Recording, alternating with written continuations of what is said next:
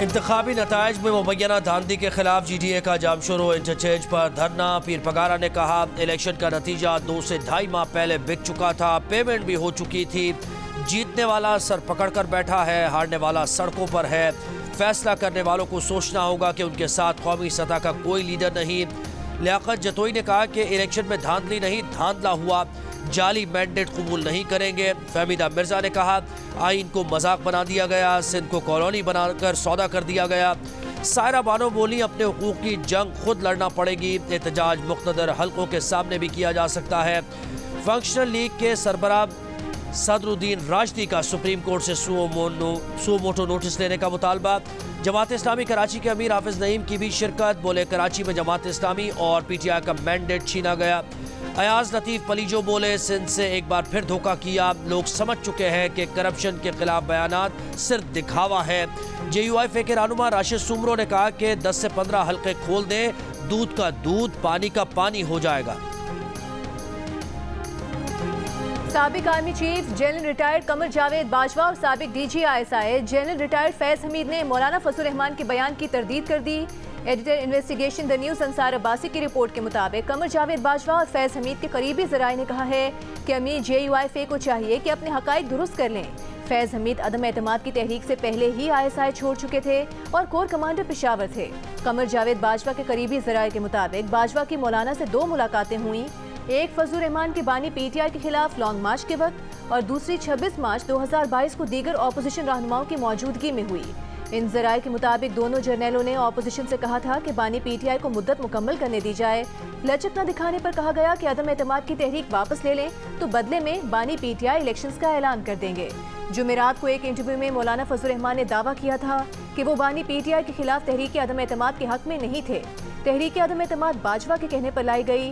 फैज हमीद ने उनसे कहा जो करना है सिस्टम के अंदर रहकर करें। बाजवा और फैज के कहने पर नून लीग और पीपल्स पार्टी ने मोहर लगाई।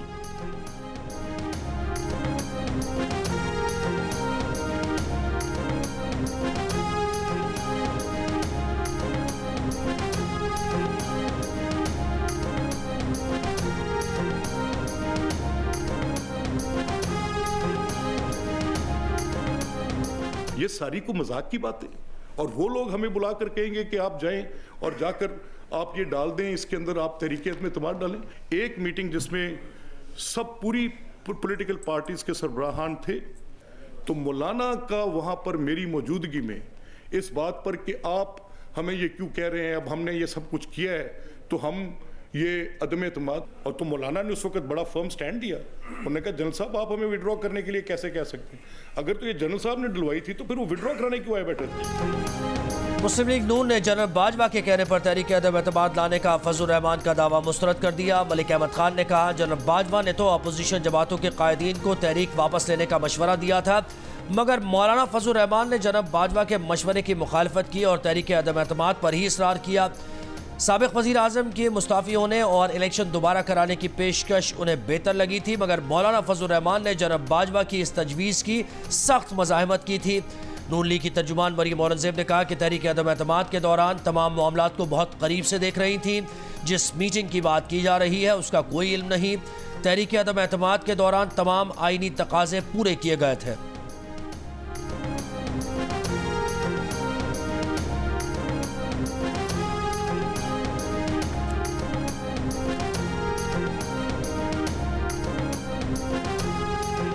JUIF के रहनुमा हाफिज हमदुल्ला का मलिक अहमद खान को जवाब। कहा आप मौलाना फजल रहमान को चैलेंज नहीं दे सकते, बड़े और छोटे मियाँ में से कोई आगे बढ़ने की हिम्मत करे। PTI वफ़द की मौलाना से मुलाकात पर नून लीग पीपल्स पार्टी को तकलीफ क्यों है।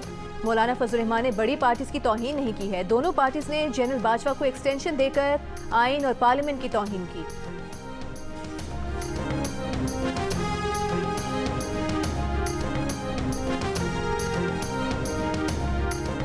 PDM के सरबराह थे, न करते अदम एतमाद, क्या देते हम नहीं करते, लेकिन उस अदम एतमाद का सबसे बड़ा फ़ायदा मौलाना फजल रहमान साहब को मिला। 4 वजारतें अब मौलाना साहब जो है इस वक्त पॉलिटिकली जो है उनके पास इस वक्त 4 सीटें हैं और वो चले हुए कारतूस बन चुके हैं। सियासत में वो अब जो है वो मौलाना आ नहीं रहा, मौलाना जा रहा है। तहरीक-ए-एतमाद के बाद सबसे ज़्यादा फ़ायदा मौलाना फजल रहमान को मिला। सब मज़े लेने के बाद फजल रहमान की जानिब से इन बातों का क्या फ़ायदा? तर्जुमान पीपल्स पार्टी फैसल करीम कुंडी का रद्द-ए-अमल। कहा मौलाना फजल रहमान कह रहे हैं कि DI खान में उनका मैंडेट चोरी किया गया। मौलाना साहब बताएं मैंडेट चोरी करके किसको दिया गया? मौलाना सियासत में आ नहीं रहे, सियासत से जा रहे हैं। मौलाना बताएं हमें किसके कहने पर PDM से निकाला गया? मौलाना साहब ने लॉन्ग मार्च और धरना लगाया था, फिर चले गए, किसके कहने पर किया और ख़त्म किया? इस साल इलेक्शन के दौरान पाकिस्तान की तारीख का सबसे बड़ा वोटर फ्रॉड वो इंटेक किया गया PTI के खिलाफ और PTI के कैंडिडेट्स के खिलाफ। जब तक पाकिस्तान में जमहूरियत को मौका नहीं मिलेगा, पाकिस्तान में इस्तेहकाम नहीं आएगा। सूबे सिंध के अंदर जो है वो रिजल्ट्स कराची के अनाउंस हो ही नहीं रहे। तो मुराद अली शाह का रिजल्ट अनाउंस हो रहा है, सईद अली का रिजल्ट अनाउंस हो रहा है, नासिर शाह का रिजल्ट अनाउंस हो रहा है, लेकिन मजाल है कि कराची की बात हो जाए।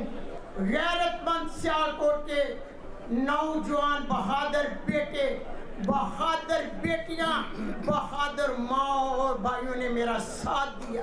We got 1.25 million votes in Karachi, and out of the seats we did not win a single seat. इंतखाबी नताइज को रात के अंधेरे में तब्दील कर दिया गया। ये महज इंतखाबी फ्रॉड नहीं बल्कि जमहूरियत पर हमला है। तहरीक इंसाफ के रहनुमाओं की पार्टी उम्मीदवारों के साथ गैर मुल्की मीडिया को ब्रीफिंग। यास्मीन राशिद, रेहाना डार, शुएब शाहीन समेत मुतादिद उम्मीदवारों की जीत का दावा। सलमान अकरम राजा ने कहा कि अवाम की राय को रौंदा गया, अवाम ने तमाम इंतखाबी निशान याद रखे, वोट कास्ट किए।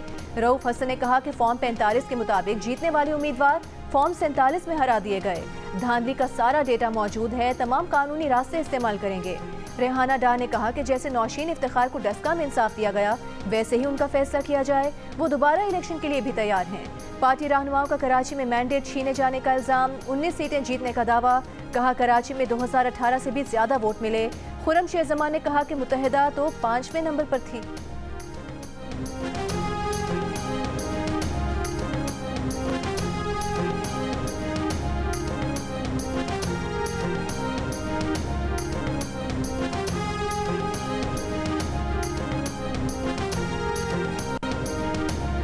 इलेक्शन धांधली ज़दा है। तहरीक इंसाफ के वक्त और मौलाना फजल रहमान की मुलाकात में इत्तेफाक, दोनों जमातों का मुज़ाकराती अमल आगे बढ़ाने का फैसला। धांधली और आइंदा लाहे अमल से मुताल्लिक़ तजावीज़ के लिए कमेटी तश्कील दी जाएगी।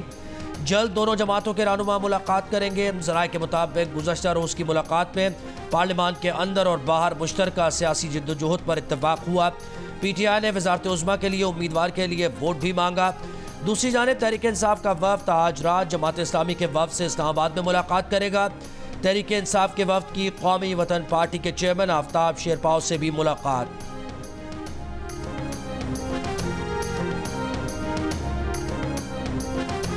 उन्होंने अमेरिका के हवाले से ख़ास तौर पर पैगाम दिया है। अमेरिका की तरफ से जिस किस्म का बयान आया है उसमें मज़ीद वज़न डालना चाहिए, उसमें मज़ीद स्ट्रेस होना चाहिए कि पाकिस्तान में जो इलेक्शन हुआ है और उसके अंदर जो धांधलियाँ हुई हैं, जो बद इंतज़ामी का मुजाहरा किया गया है और पाकिस्तान तहरीक इंसाफ को जिस तरह से मुख्तलिफ हरबों के ज़रिए इलेक्शन प्रोसेस से आउट करने की कोशिश की गई है, उसकी मज़म्मत और उसके हवाले से आवाज़ उठाना ये अमेरिका का जो फ़र्ज़ बनता है वो फ़र्ज़ अमेरिका ने उस तरह से पूरा नहीं किया। अमेरिका से नहीं, अपने इलेक्शन कमीशन और अदालती निज़ाम से इंसाफ के तलबगार हैं। असद कैसर की बैरिस्टर सैफ के बयान पर वजाहत। कहा गुज़िश्ता रोज़ की मीडिया से गुफ्तगू को सियाक़ो सबाक से हट कर पेश किया गया, जिसका गलत तासुर लिया जा रहा है। कहा इंतखाबी नताइज पर एतराज़ात हैं, किसी गैर मुल्की इंतखाबात समेत दाखिली मामलात में मुदाखलत और बयान के हक में नहीं हैं।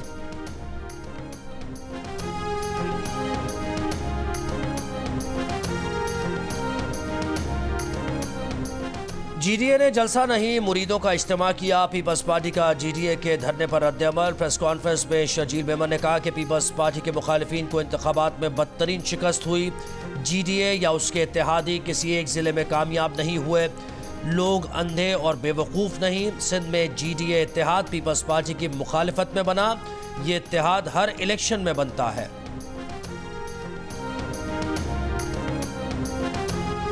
आम इंतखाबात के बाद नताइज में ताख़ीर और मुबैना धांधली के खिलाफ सिंध बलोचिस्तान KP में एहतजाज। कराची में जमात इस्लामी के शहर में मुख्तलिफ इलाकों में मुजाहरे।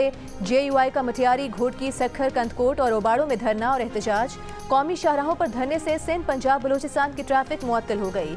बलोचिस्तान में जिला कॉम्प्लेक्स चमन के सामने ANP और PB 50 किला अब्दुल्ला में DC के दफ्तर के बाहर JUI का धरना 9वें रोज़ में दाखिल। NA 253 पर PTI, PB 10 डेरा बुगटी में जमहूरी वतन पार्टी और PB 14 नसीराबाद में पीपल्स पार्टी का RO ऑफिस के सामने एहतजाजी धरना। शिमाली वजीरिस्तान NA 40 में 7 रोज से जारी PTI के एहतजाज के बायस मीरानशाह दत्ताखेल, मीरानशाह बन्नू और मीरानशाह रजमकरोट बंद हो गई।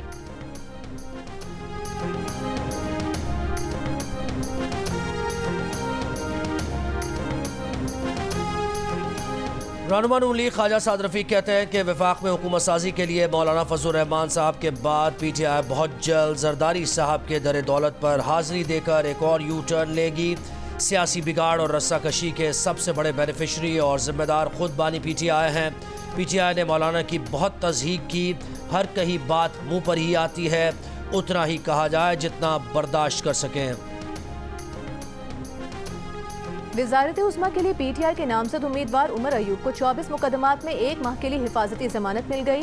पेशावर हाई कोर्ट का उमर अयूब को 1 माह में मुतालिका अदालतों में पेशी का हुक्म। मीडिया से गुफ्तगू में उमर अयूब ने कहा कि हमारे पास हुकूमत बनाने के लिए मतलूबा तादाद मौजूद है। विफाक में हुकूमत साजी के लिए नून लीग और पीपल्स पार्टी के साथ इत्तेहाद नहीं होगा। खैबर पख्तूनख्वा में हुकूमत साजी के लिए JUI फेज से इत्तेहाद पर कोई बात नहीं हुई। KP में अकेले भी हुकूमत बना सकते हैं। हुकूमत बनाने के बाद जेलों से पार्टी के अफराद को रिहा करवाएंगे।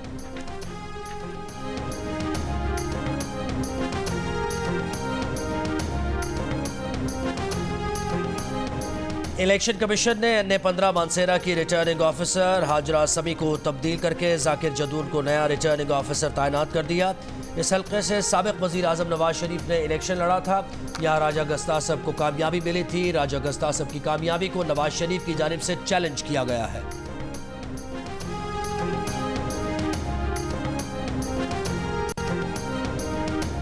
इलेक्शन कमीशन ने NA 265 पेशीन से मौलाना फजल रहमान, NA 260 नोशकी से उस्मान बादीनी, NA 261 कलात से अब्दुल गफूर हैदरी, NA 264 कोयटा से जमाल रेसानी और NA 262 कोयटा से आदिल खान बाजई की कामयाबी के नोटिफिकेशन जारी कर दिए।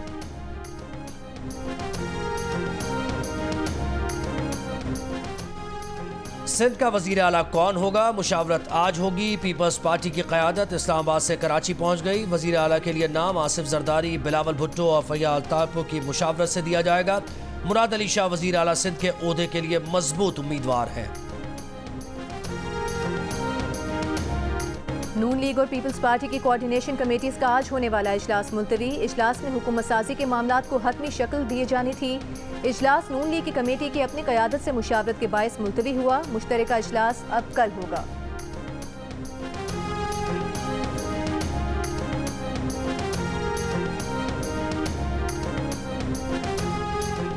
कौमी असम्बली का स्पीकर कौन होगा? चेयरमैन सेनेट का ओहदा किसे मिलेगा? नून लीग और PP में बातचीत जारी। जराये के मुताबिक पीपल्स पार्टी ने नून लीग से स्पीकर का ओहदा मांग लिया।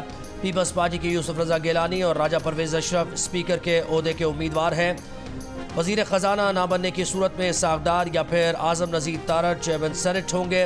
हज़ारा डिवीजन से नून लीग के कामयाब उम्मीदवार सरदार मोहम्मद यूसुफ को डिप्टी स्पीकर कौमी असम्बली बनाए जाने का इम्कान।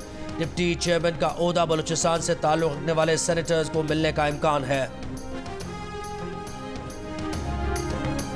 बानी PTI के साइफर और तोशाखाना केस में सजा के खिलाफ इस्लामाबाद हाई कोर्ट में अपीलें दायर। फैसले कलअदम करार देने की इस्तदा। बानी PTI की हतमी फैसले तक सजा मुअत्तल करके रिहाई की अलग दरख्वास्त भी दायर कर दी गई। अपीलें समात के लिए मुकर्रर करने की इस्तदा। शाह महमूद कुरैशी ने भी साइफर केस का फैसला इस्लामाबाद हाई कोर्ट में चैलेंज कर दिया।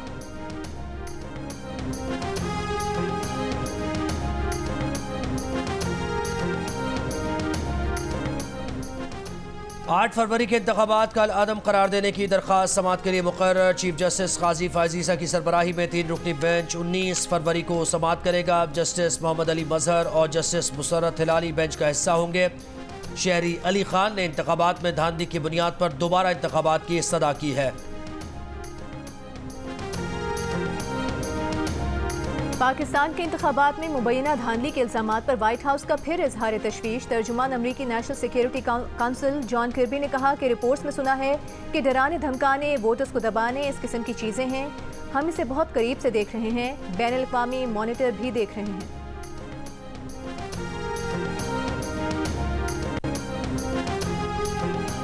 मज़ाहिर नकवी से गुलबर्ग लाहौर का मकान 13 करोड़ में ख़रीदा। 5 करोड़ का एक पे ऑर्डर और 3 करोड़ कैश दिए। 5 करोड़ का एक चेक मज़ाहिर नकवी के कहने पर लाहौर कैंट के मकान की कीमत की मद में चौधरी शहबाज को दिया। सुप्रीम जुडिशल काउंसिल में गवाह सफदर का बयान। चीफ जस्टिस काजी फायज़ ईसा ने कहा लेकिन वो चेक तो निजी हाउसिंग सोसाइटी ने दिया। सफदर ने जवाब दिया कि निजी हाउसिंग सोसाइटी मेरी मकरूज थी, उसने मेरे कहने पर अदायगी चौधरी शहबाज को की। DG federal government employees housing society Zafar Iqbal ने बताया कि मज़ाहिर नकवी ने सरकारी सोसाइटी में 2 प्लॉट और एक अपार्टमेंट लिया। चेयरमैन ने पूछा एक शख्स को 2 प्लॉट कैसे दे दिए। ज़फ़र इकबाल बोले एक प्लॉट सोसाइटी ने, दूसरा सुप्रीम कोर्ट बार एसोसिएशन ने मज़ाहिर नकवी को दिया। मज़ाहिर नकवी का तीसरा plot supreme court cooperative housing society J17 में है। दौरान समाज चीफ जस्टिस काजी फायज़ ईसा ने कहा सुप्रीम कोर्ट ने काउंसिल की कार्रवाई पर स्टे नहीं दिया। मज़ाहिर नकवी को मालूम होगा यहाँ क्या कार्रवाई हो रही है। वो किसी गवाह पर जरा करना चाहें या जवाब देना है तो आ सकते हैं। मज़ीद कार्रवाई गैर मुअय्यना मुद्दत तक मुलतवी कर दी गई।